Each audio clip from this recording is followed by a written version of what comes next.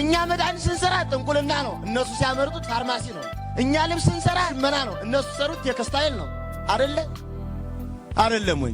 እኛ ብረት አዘጋጅተን ቀጥቅጠን መስቀል ስናዘጋጅ ቀጥቃጭነት ነው፣ እነሱ ሰሩት ደግሞ ብረታ ብረት ኢንጂነሪንግ ነው፣ አውቶሜካኒክ ነው።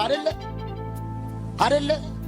የኛ ሊቃውንት ቆዳ ፍቀው አዘጋጅተው ብር ቀርጸው ብራና ዳምጸው መጽሐፍ ጽፈው ሲያዘጋጁ ይሄ ቆዳ ፋቂነት ነው። እነሱ ደግሞ ሲሰሩት ደግሞ የቆዳ ውጤት ፋብሪካ ነው። እና እንዲሁን አልሞትንም። ትናንት ያልነበረን ምን አለ?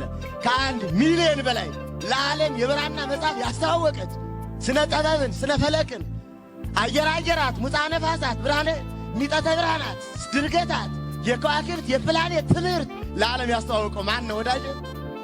ማን ነው? ዓለምን በስነ ከዋክብት በስነ ፈለክ የመራው ማን ነው? ዓለምን በስነ መድኃኒት እንዲከፍ ያደረገው ማን ነው? የዓለም የኢንዱስትሪ የሳይንስ አብዮት የሚባለው 16ኛው ክፍለ ዘመን ነው።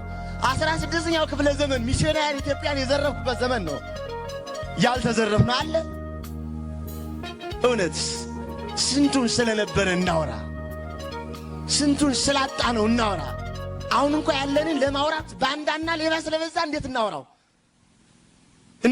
ያለንን እንኳን የሀገር ፍቅር የለው፣ የሃይማኖት ፍቅር የለው፣ የታሪክ ፍቅር የለው፣ ሀገር በቀል እውቀት የለው፣ ምን የለው፣ ሞራል የለው።